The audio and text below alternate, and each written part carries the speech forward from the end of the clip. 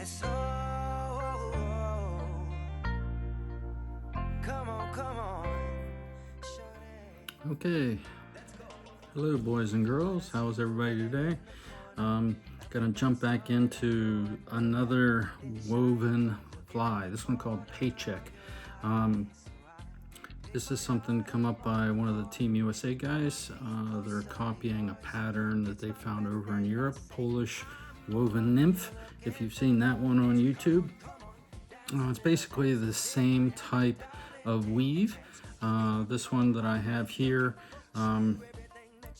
is a green and yellow.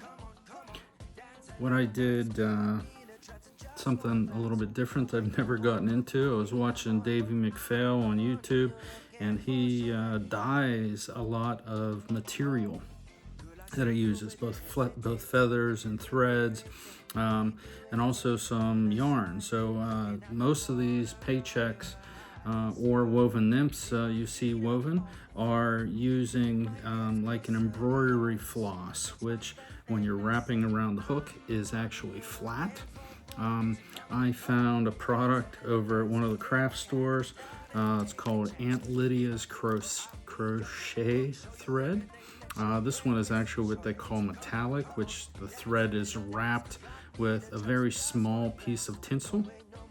It gives it a little bit of shine, but you know, it makes it a little bit harder to work with. It doesn't slide very well. It's a cotton thread, so it sinks really well. But it was the diameter of this product that I liked, because when you do wrap it, regardless of what you're using it for, it stays in its round position and just kind of makes that segmentation, you know, when you're using it, you know, a little bit more pronounced. So what I did, the two colors that I'm using with that, this is a brown, and you can see the tinsel that's in there. And this is like a fluorescent green or a caddis green. I know it's not called that, but it shows about the same color. So you also see a little bit of a ribbon here. I haven't quite decided whether I like that or not. This is a little bit of a green tinsel that's on this one. You can use anything you want. What I'm going to use today is just like a gold tinsel, almost like a rope. It's called micro glint, and you know, it adds a little bit of shine to it. You also see, you know, a little bit of you know, a hot spot collar with some thread, and just some contrasting small amount of dubbing that you're going to be putting on there over top of the weave. So let's go ahead and get started. Put our new hook in the vise. What I'm using here today is an Orvis size 14. Orvis size 14, I think it's 1 POR. And just a 3mm brass bead that's on there. You can make these obviously in whatever you want. The thread that I'm going to be using is a pink Semperfli wax thread, which has shown some, you know, some nice strength to it. So compared to some of the other ones, the ribbing that I'm going to be using is this micro glint. It's got a whole bunch of green and gold in it. The dubbing that I'm using is just an Orvis Spectra blend. This is, you know, an olive brown. You can kind of see the little glints in there. It's one of the few from Orvis that I like. So when we get this started here, just like you see with a lot of these woven bugs, where you position the material on the hook is important. So to start things off, what we're gonna do is get the thread started here behind the bead.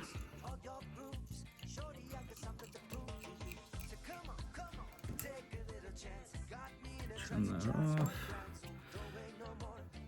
Then I'm going to tie in this tinsel on the very, very bottom. Couple wraps over that, and then you can pull it tight. I try to keep this on the top of the hook. And I do go down into the bend a little bit on this. When I was practicing, you know, some of these flies and things like that. I was using a different hook, and something that you need to pay attention to, and I've been seeing this over the last couple years, when you get a hook that says it's a size 12, okay? You expect it to be a certain size. Well, this right here is a size 12 from Mustad. And you can see it basically can fit through a size 14 Orvis. So pay attention to that. If you know, don't necessarily say, oh, it has to be a 16 or it has to be a 14. Look at the size of the hook and look at the size of the bug, and, you know, make your determinations from there. The one thing that, you know, going back over into the materials here, you'll find I put these little spools that I have here with this crochet thread on a bobbin. It makes it a little bit easier to do the weave. The downside to this metallic is you can kind of see how it frays at the end. So I'm constantly finding that I have to, you know, trim these this crochet thread, which can be minor, but it's still an extra step sometimes. So this one I'm going to wrap on the inside part of the hook closest to me, and I'll just hang that over my loop here in the back of my vise. And this brown will go on this side of the hook, or your side of the hook.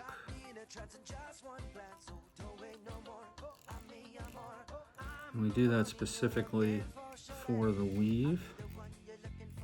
Okay. Gonna wrap those up to the front. Don't worry so much about the extras hanging around. We're gonna be covering all that up. I'm gonna whip finish this and actually have Obi-Wan cut this off. Hello there. So what I'm gonna have to do with the camera here, I'm gonna adjust things. It is easiest to turn the bug completely upside down. Turn the vise so that it's facing you, quarter turn towards yourself. That way you can kind of see how your knots are lining up. And that's an important, you know, aspect of this. I'll show you a couple bugs that didn't turn out very well.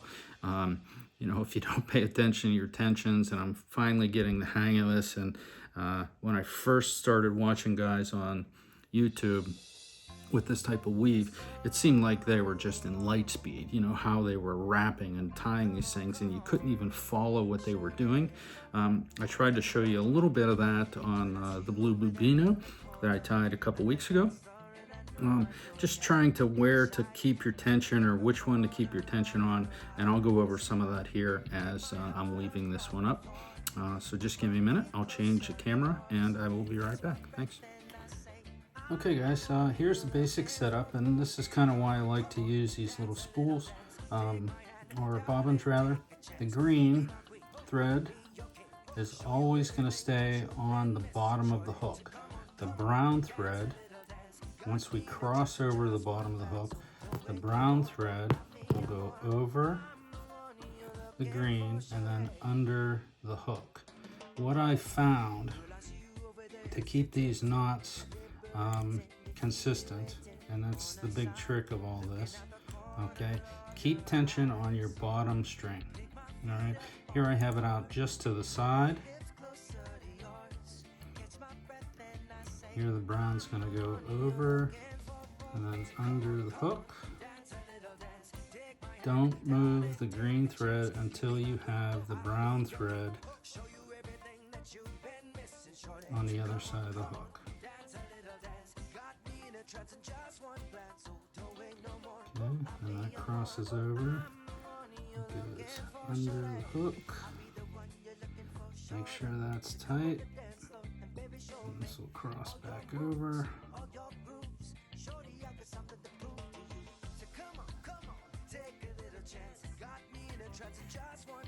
Under the hook. And you can see the weave happening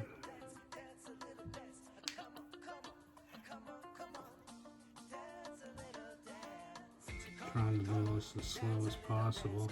You can see how much that green stands out on the bottom, and it creates just a little bit different segmentation. Yeah. Kind of a neat effect. Okay, now that last one, I always wrap the back the whole way around this. So we got, you know, these little segmentations in here that are going back and forth, and I'll show you the top side here when we can turn this around. Just hang tight. Okay guys, we're back on the right side of the vise here. What I'm doing is just keeping a little bit of tension on this. We have to tie our string back on.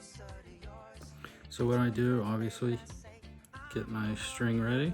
I'll just hold all three of those in the same hand as I'll wrap the string on here. Do another.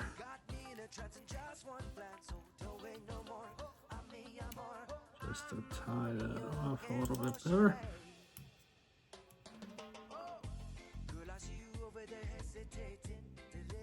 And we will cut these extra threads off.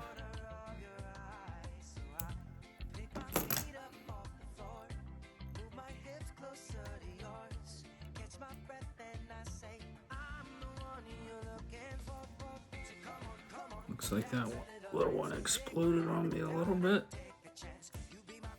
I'll trim some of that up. It's going to be coming off of once we put the dubbing stuff on it, it'll get covered up. So the one thing I have been contemplating is whether this rib is necessary. I like the look of the weave itself, especially on the underside, and I don't know, just aesthetically it seems like it kind of takes away from it. But what we want to try to do is when we wrap this, we're going to wrap in between all of these knots as we're going up the bug. It gives a little bit of shine, but you know, with the type of thread that or that crochet thread that I'm using, I don't know that it's necessary. But it does give it a little bit extra. Okay, so we'll tie that off.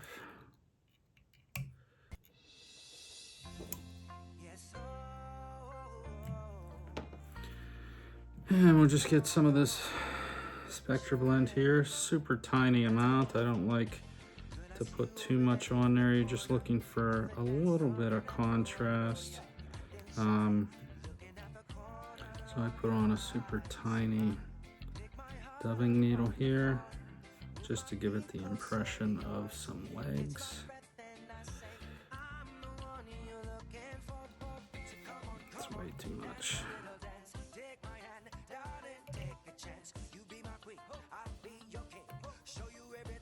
Tighten that up a little bit.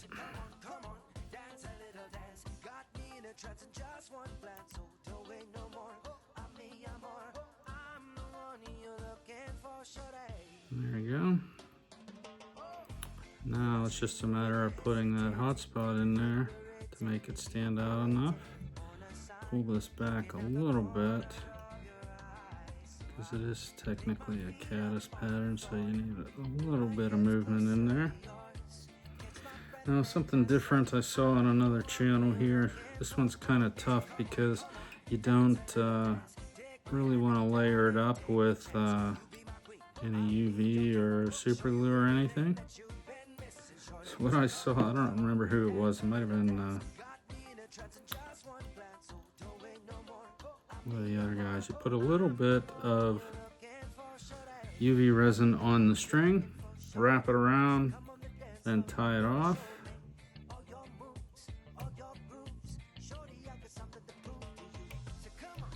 Okay, come on. Let's try that again. Do you even lift, bro?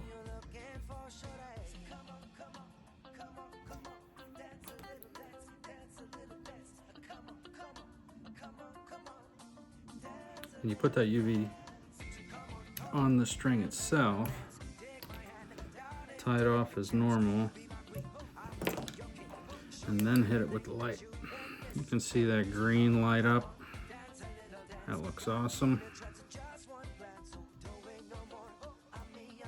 But just because this isn't a nano silk string, I like to put a little bit of protectant on there. The body itself is going to be pretty durable. But there's the finished product. You can brush this out a little bit if you want. Give it a little bit of leg issues. But that's the Pay Czech. A couple different color variations. Here's a green and yellow.